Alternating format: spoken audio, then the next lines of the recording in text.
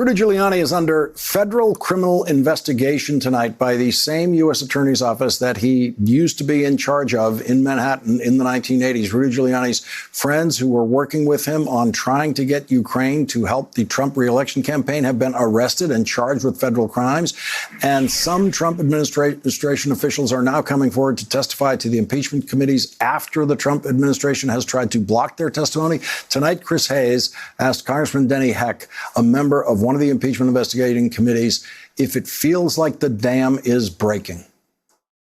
That feels like the dam's breaking, right, Chris? I thought the fact that Mr. McKinley agreed to come before us, I believe it is the day after tomorrow, was very significant. He's a distinguished career diplomat who has an incredible depth of understanding about how diplomacy should work. He's had some of the most significant diplomatic postings within the State Department.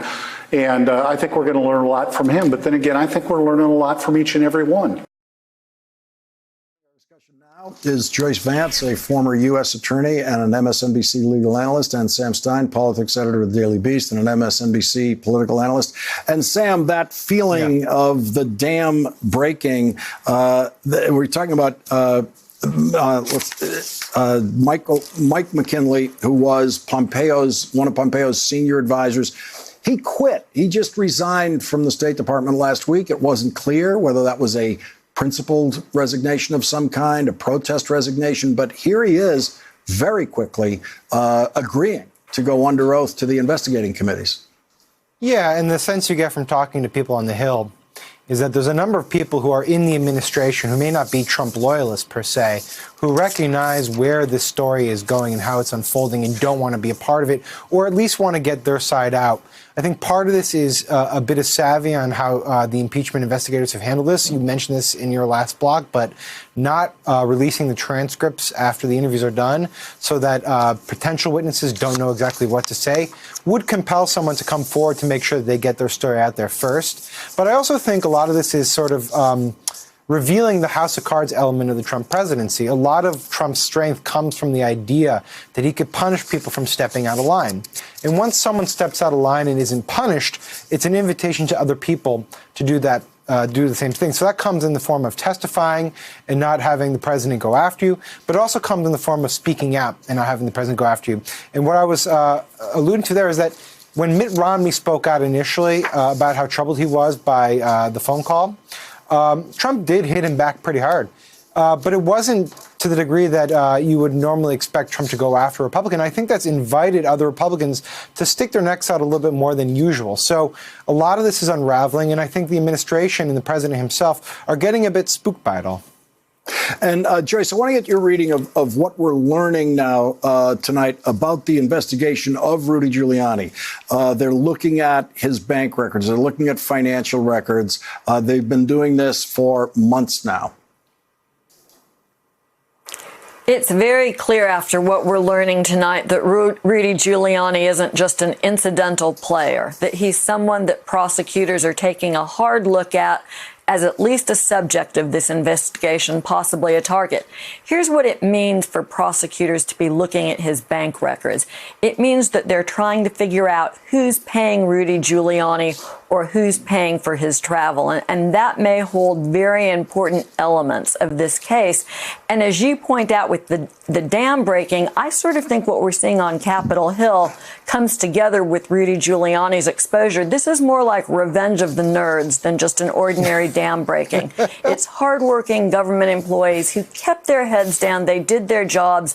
And suddenly we're finding out that the nerds look like superheroes with capes. And it may ultimately be their evidence that brings this together, either on Capitol Hill or in a prosecution. When I hear Revenge of the Nerds, I think Sam Stein. And so, Sam, on Giuliani, we've gone from Michael Cohen, Trump lawyer, now in prison, Rudy Giuliani, Trump lawyer, Trump's so-called lawyer, now under federal investigation. Right. Well, first of all, I'm going to ignore the reference to me as a nerd. Yeah. Okay, I'm just going to skip by that. And yeah, I mean, Rudy Giuliani is not in an enviable position right now. I think all roads are leading to him. It's an open question in Republican circles about whether Trump cuts bait at some point in time and throws him under the bus. There was an allusion to it that Trump made last week, where he talked briefly about, well, you have to ask Rudy about whether he, his involvement here. But, it seems like the writing is on the wall here. The question is, what does Rudy do in this moment? Does he talk to Congress about what his involvement was in Ukraine? We're getting reports tonight that Ambassador Sondland's going to testify that a major Ukraine decision, whether the president could meet with Trump, had to be cleared by Rudy. Will Rudy testify to this stuff, or will he wait for a lifeline from Senator Lindsey Graham, who, if I'm not mistaken, last week hinted he would invite Rudy to his committee in the Senate, controlled by Republicans, to testify about all of this and his escapades in Ukraine. So when I last talked to Rudy about a week ago, he said basically he had no plans to testify before Adam Schiff's committee. He did not return my comment about Lindsey Graham's committee. I am curious if he engages, and if these leaks coming out about Sondland and others throwing him under the bus, if that compels him to engage more.